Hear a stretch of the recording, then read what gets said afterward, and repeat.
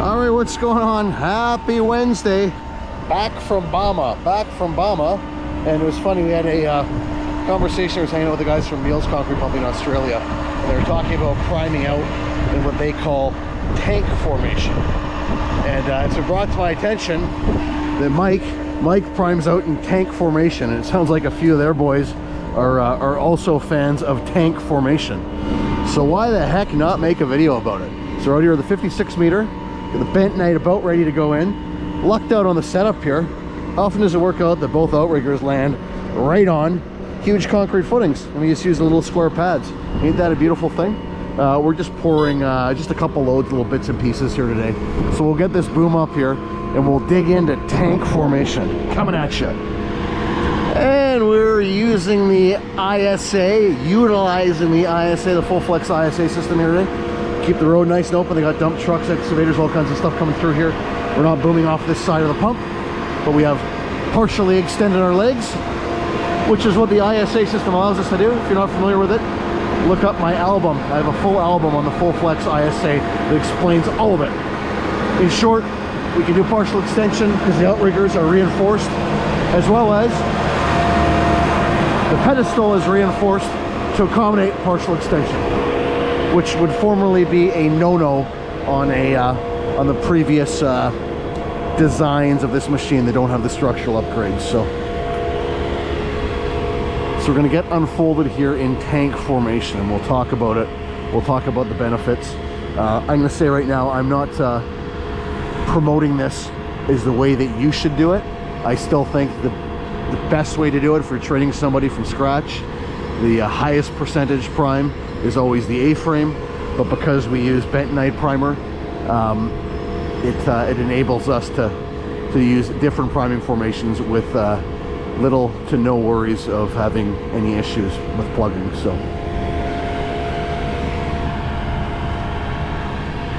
So we'll get into the first benefit of tank formation prime out with this machine. Because sections 4 and 5 overlap the pedestal, we're going to lift section A up quite high before sections 4 and 5 will clear that bracket. You come up with section number 2, and you can kick number 3 out, but it's very, very, very close to rubbing on section A. It can be done, but even if you're on a little bit of an off kilter or get a little jiggle in the boom, that can be enough to put a scratch in the A-arm, which obviously we don't like doing with any pump, let alone a shiny new pump. So what Mike's going to do here is lift up section B, kick out that tip section, so you end up essentially with a 3-stage. And what's the benefit, you ask? Time savings. Rather than taking all that extra time to unfold the boom in an A-frame, which, I mean, today doesn't really matter. We've got lots of time. Concrete's not here yet. But if you got mud sitting there waiting on site and it's go time, there is some savings to it in that regard.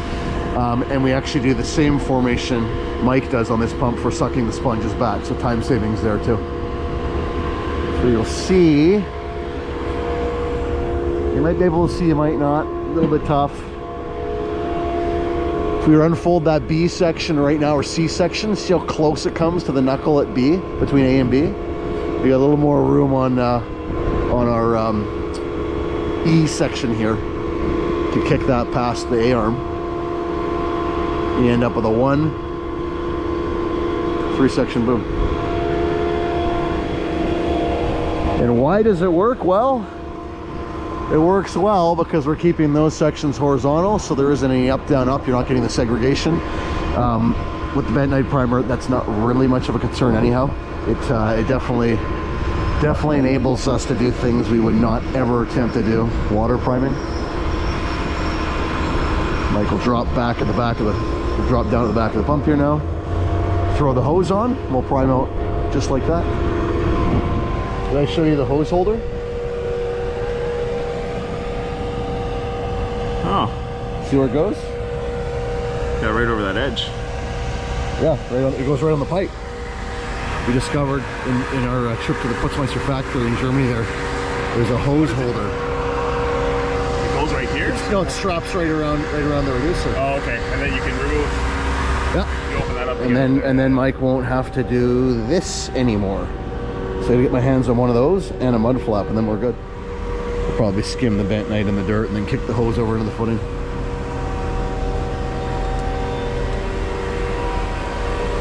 But there you go, that's tank formation for you. Are you guys onto the Alliance stuff yet, or is that still the old foam oil? This is the stuff from R4. Oh, it's the foam oil still. Yeah, once you get onto the Alliance stuff, your life will change for the better. This stuff is actually pretty good too. Yeah. But the Alliance anti-stick is like next level.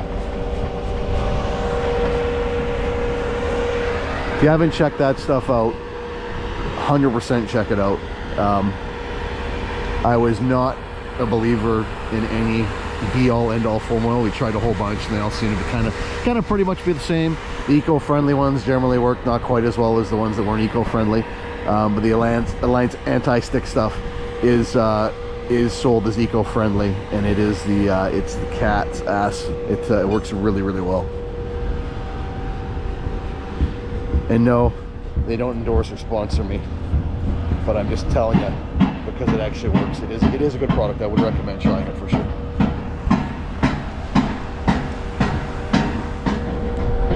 We'll give this one a 9.5 out of 10. Your hopper's a 9.5 out of 10, but unfortunately you need to have minimum 500 pump hours to qualify. What's that? So your hopper's a 9.5 out of 10 for cleanliness, but you need a minimum of 500 pump hours to qualify. I didn't clean the hopper in the last. Well, you don't have to make excuses. It's a 9.5, man. What are your pump hours at, sir? 60 something. Oh, we got 60 something hours on it? Okay. Okay, well, we'll check back in another 440 hours and we'll see how he's doing. Yeah, that's my rule. I say that's the rule. Guys posting a picture of these spick and span, sparkling clean hoppers, sparkling clean pumps. It's gotta have at least 500 pump hours to qualify. Come on. What's that? Is that spigot concrete? No, there's not. No. Although like your 0.5 deduction is right around there, right? We'll call it it's an error on the vibrator shutting off. Oh, yeah. Mike was having some issues with the vibrator cutting out. Okay. Armed with excuses. Prefer you to be armed with solutions, but that's okay. Oh, we got concrete.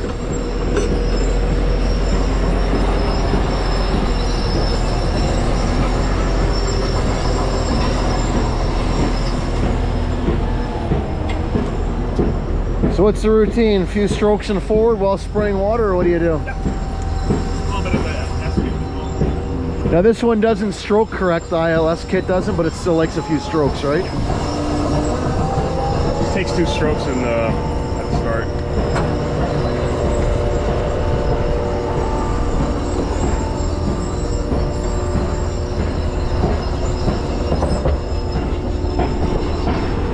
Previous pump kits would take 3 strokes. On the 4th one it would do the high pressure whenever you'd start the pump up from cold.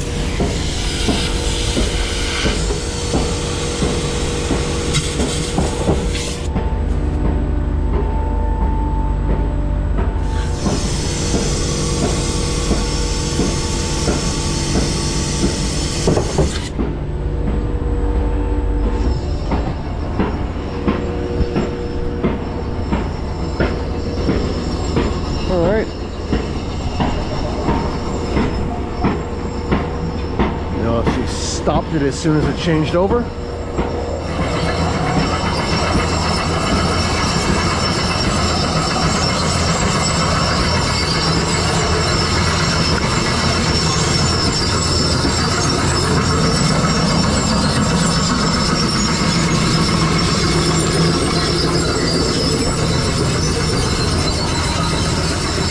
That was really loud. Wow.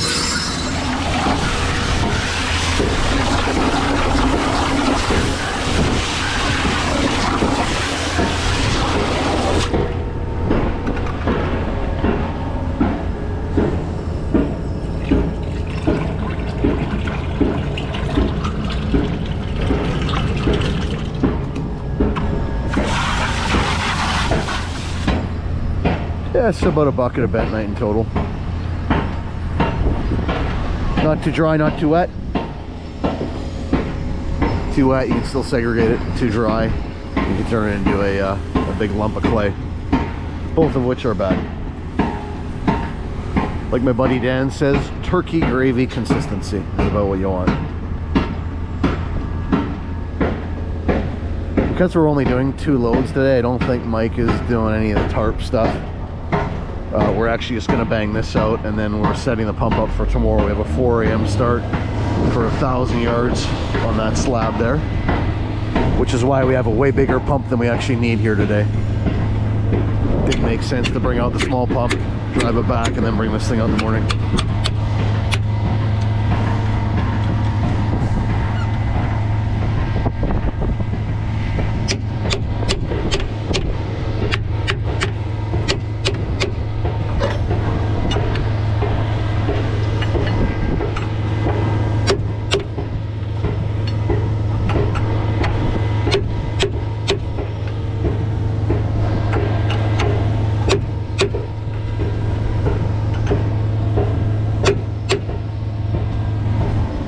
9.2.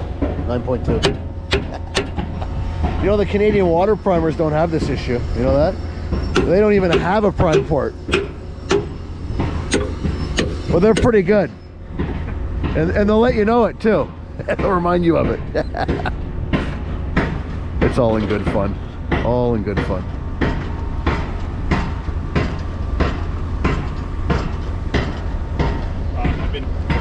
I've been doing this for 10 years.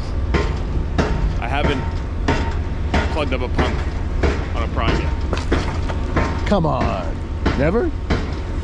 Never to a point where I can just stop, reverse, and go forward. Yeah, it's only a fail if you have to break elbows. Once you break elbows or pipes, you've failed on the prime. I have done it twice. I've done it twice in 26 years. One time was the weirdest thing ever. 36-meter roll-and full that plugged at the crossover pipe at the 3rd section, pulled the elbows apart, and it was just like weird sandy segregation, but not even dry. Can't even explain it. I'll call that one an anomaly. The other time was being in a rush, throwing my bentonite in way too wet, and having residue on the deck pipe because the day before I sucked back my sponges with a super high strength fast setting concrete, and I did it in the cradle and didn't use enough water, and I left a bit of residue on the deck pipe, and I had to pop it at the pipe leading into the pedestal or into the turret. So that was a learning experience. That was probably 12 years ago now. So the lesson learned there was don't rush your prime and don't rush pulling the sponges back, because that day was a headache. It was one of the worst days I had. That was on our 58-meter pump too. It really sucked. So those are my 2 experiences having miserably failed on the prime. And the second one on the 36-meter wasn't a big deal. Popped an elbow, banged it out, no big deal. The one on the 58 was horrible. It was a day I'd rather not even talk about. So live and learn, right?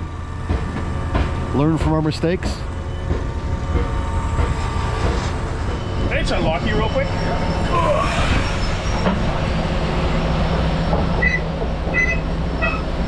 Awesome. Lock it there? I'll pull it back and get a little bit in there. Fall on that side and spill over to this side so you don't get the first bit of rocky stuff in there.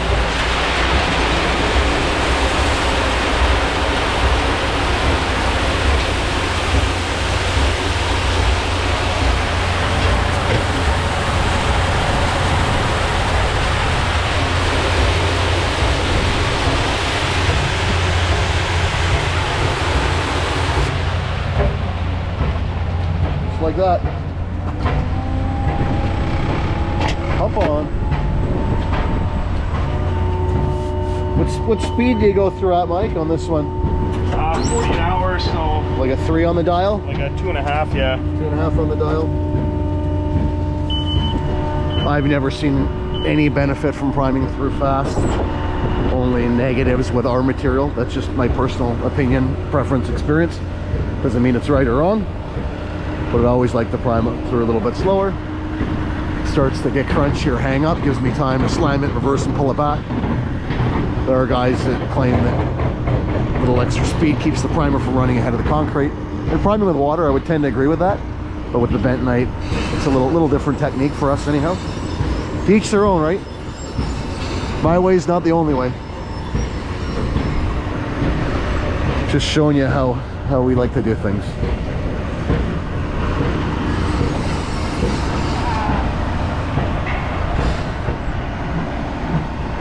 So that knot will come up, and then a little whoop-de-whoop-de-whoop-de, and away we go. And by the time we're through, you got a boom that's four full sections of concrete.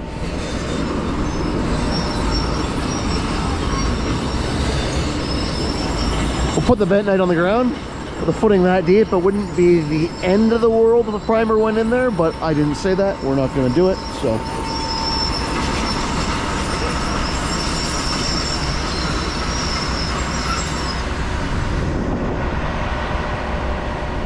Here it comes.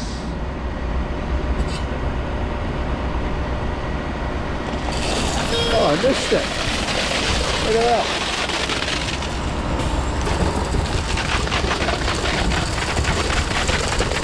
It's so smooth, I missed it. I didn't even hear it. Unbelievable. Well, there you go. And yeah, it took us an extra 17 seconds to prime it through because we don't do it quick. I know somebody's probably going to say something about that, but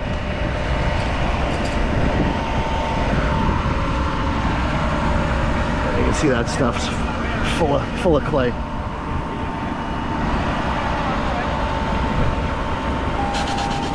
Yeah, once we get going here, we won't have a I mean, in this situation, we're so close to the pump, it's not the best example anyhow, but we won't have that big air void in the boom. So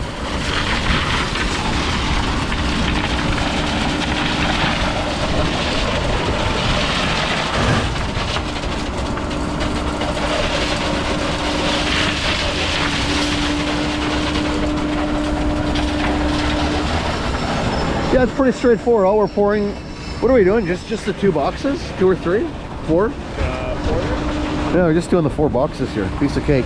So what I might do is I might hang out here, and maybe we'll go through sucking the sponge back in tank formation as well.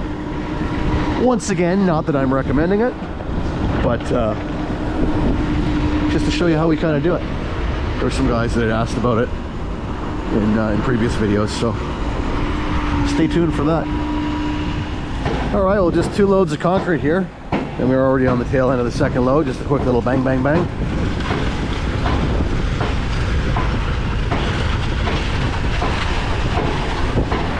Man, oh man, that pile driving apparatus drives me crazy out here. But they've got something like I don't know, it's like 5,000 piles in this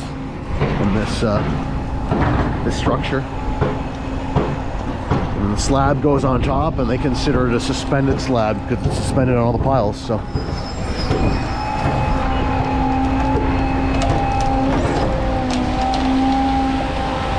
not much left in that drum. She's rattling pretty good.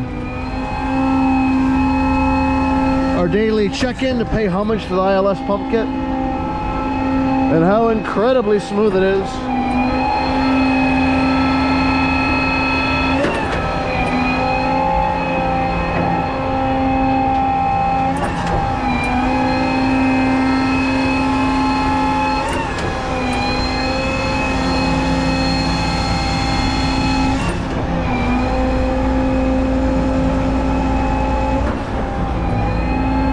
Beautiful thing. We'll get this pumped out and we'll get back to pulling the sponges. Spray out whatever's there and then spray out the rest. Mike's wetting this down because we need every last nugget to fill this up.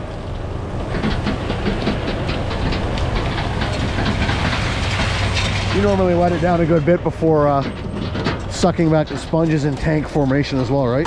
Mud's got to be wet. Yes and no. This is like, it's brand new mud cups, so I don't think we'll have a problem regardless. Oh, but when the stuff's a little bit older, yeah, and yeah, you know, the wear parts aren't 99.9%. Yeah. Like today you could probably pump it out pretty dry and suck it back pretty dry. And then it should be okay. But it's better if you get it a little bit wetter, yes, obviously. Yeah, we need every nugget in here. I hope they have enough. Hopper full, boom full. Oh yeah, we'll get this. We got enough for this for sure. We'll have enough for this, and we'll still have some on the ground. Okay, so Mike has got the lid down on the hopper. He's gonna pump out enough to fill this up for the guys, and then whatever remains we'll swing over and just spread it in the dirt.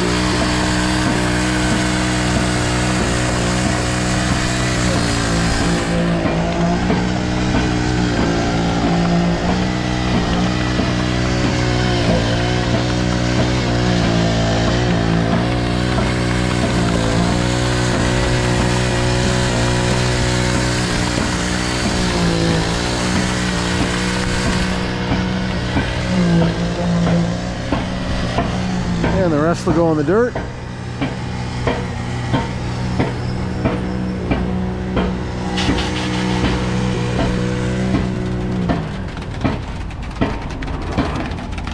What speed do you got at now? Pumping out at a 4? Yeah, about 60 an hour.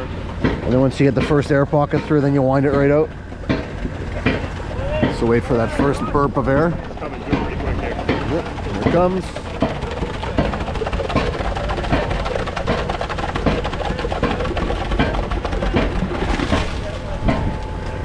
Now we'll wind it up. Because we're in a Z and it's a big boom and the hopper only holds so much concrete, you're gonna have to wind it up for a fair bit here. You'll get probably another 5 or 6 spits of air. What are you at now? Full tilt boogie? Slowly go up. Slowly go up.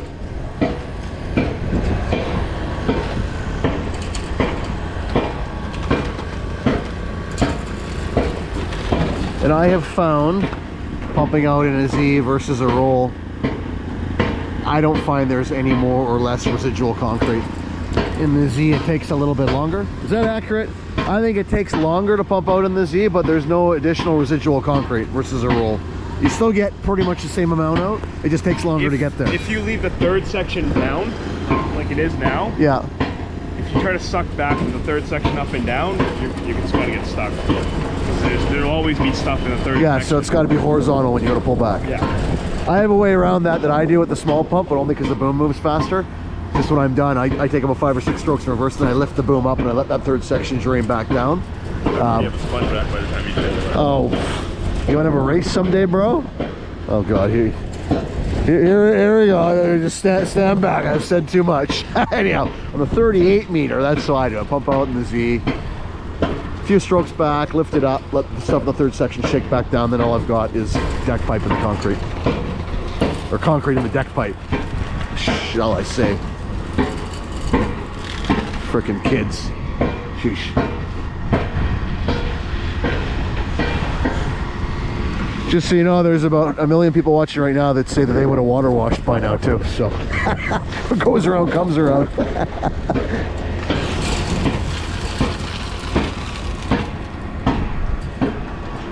So you see, we get quite a bit out of there.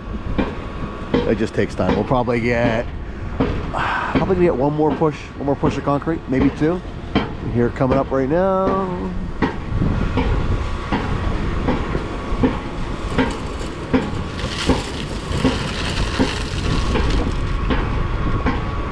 We'll probably get 1 more of those. Here coming up the pipe right now.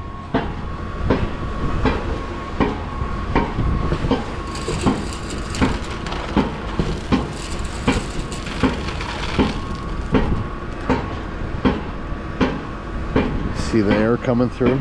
See the smoke? She's smoking. Is that it? Do you do any strokes in reverse with it, or what do you do? And we'll take a couple strokes in reverse. 3 or 4 strokes in reverse. And then we'll swing back around and pull the sponges. Alright, so Mike will bring that boom down now and knock the hose off, and in go the sponges. We tried pulling a sponge through the 4.5 inch tip hose before. For us, it didn't work well because we don't like to put water in front of the first sponge. Guys that will flood out in front of the first sponge, maybe it works better. For us, it just, the pipes were still really creamy, so.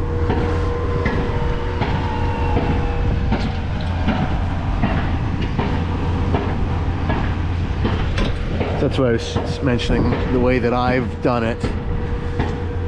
I'll lift, so I have basically 3 sections vertical, and the stuff in the 3rd section can fall back in the deck pipe. Then I bring my boom down, I open my air cuff or unfold the hose.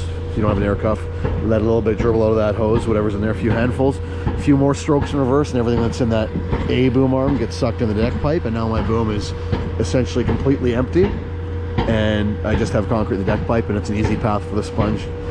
Now, that's on a small boom. It's quicker to do this and that and this and that maneuver in general.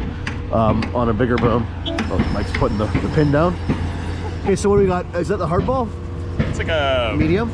6 inch, like medium soft. Okay, so, and on the first ball, you're gonna go full tilt boogie, right? Yeah.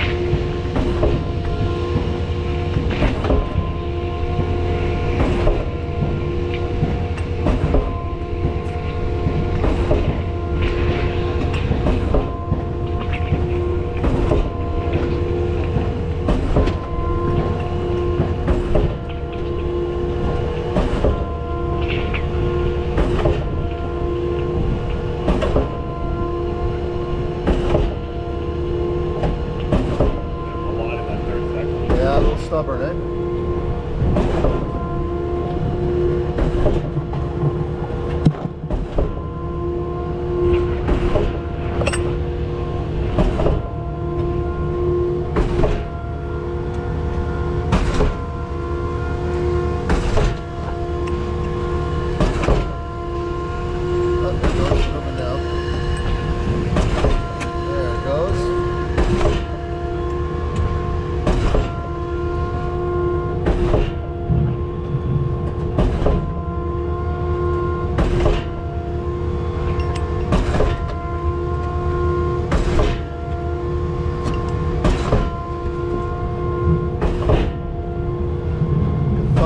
Thunk, pulling hard on that ball, the ball will let go, and then she'll be home.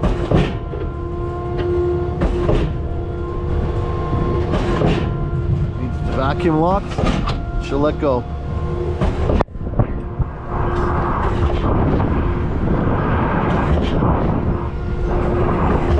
There's the echo. So that's why we go full tilt with the first ball through the Z. You need to carry that momentum, you need the speed, you need the volume to overcome the air concrete. I'm not worried about going fast on the first ball because the second ball, tons of water and we go slow. The second ball does all the finesse. Even the way that I pull back, where the boom is essentially empty, I go fast on the first one. The first ball is my get it home ball. Just get it home and the boom is clean enough. And if there were an incident with the second ball getting hung up or whatever, my boom is clean enough, I can deal with the back of the yard. So I sacrifice the first ball just to get it home, get the pipes empty, but not spotless, and then focus on the second ball, doing all the fine finish, fine wiping work. Okay, so there's a whole bunch of water now.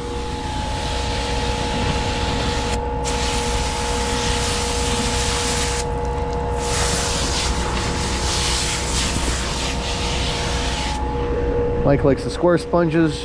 I like the round balls. To each their own. Whatever works. I usually use a hard round ball at the start and then a soft round ball to finish.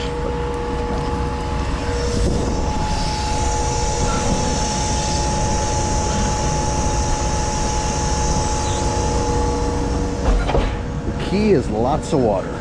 Lots of water on the second round and pull it back nice and slow.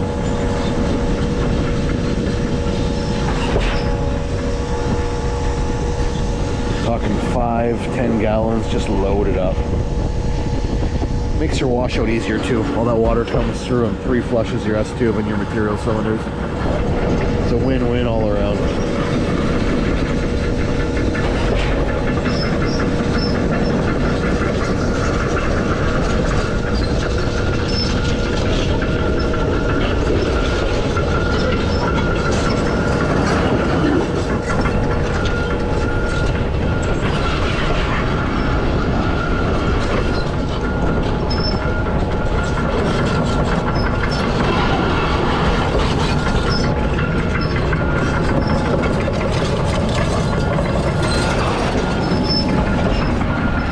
Got the remote at about a 3 on the dial.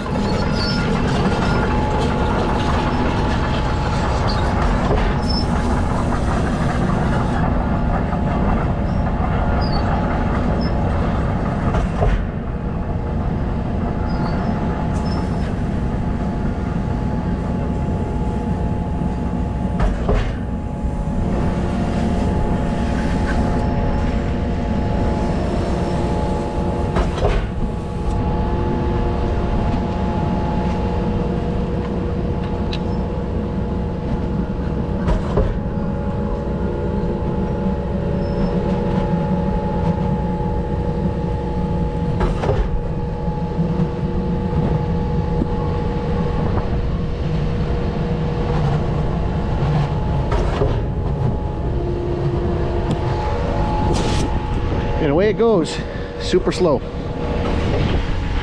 So yeah, that's how we prime out and suck back in the tank full position. And that one is a tribute to the guys at Meals Concrete Pumping in Australia. I know that the young fellas were giving Chris over to the boss man a hard time about priming out and rolling full. So this goes out to the young guys. I love you too, Chris. But the whippersnappers need some play too, right? Anyhow, like I said many times, this is not the only way to do it. This is not the way that even I do it. I'm just showing you different ways of doing things, more than one way to skin a cat. Different benefits to each, and they are all very situational. And I would never say that any one way to do something is the only way to do it all the time. Situations change. Concrete changes, pour scenarios change. I think part of being an operator is being able to be versatile. Definitely have a system, but still be able to adapt and change when necessary. So yeah, hope you enjoyed this one. Probably gonna get a ton of criticism every time I post a video about priming out or sucking back a sponge. And I've posted videos of literally every way: priming with water, priming with bentonite, priming with a grout, sucking back 1 sponge, sucking back 2 sponges, water washing, sucking back a barrel of water. Whatever you do, you're gonna get everybody saying you should have done it the other way. So do what works for you, do what your boss man tells you to do, and yeah, just do what gets the job done and gets the job done safely. All right, so that'll be it for today. We'll fold this thing up. We're gonna move it over yonder there. See all the guys working, getting the rebar finished up for tomorrow. Get the pump set up in place for tomorrow's 1,000-yard pour. We got an early start. Started out with this pump for the first 600 yards, and then we bring in the second pump right down the alley here, right down the middle, and finish out for the last few hundred. So until next time, one of these, one of those. Keep on pumping, and thanks to everybody for watching. Catch you on the next one.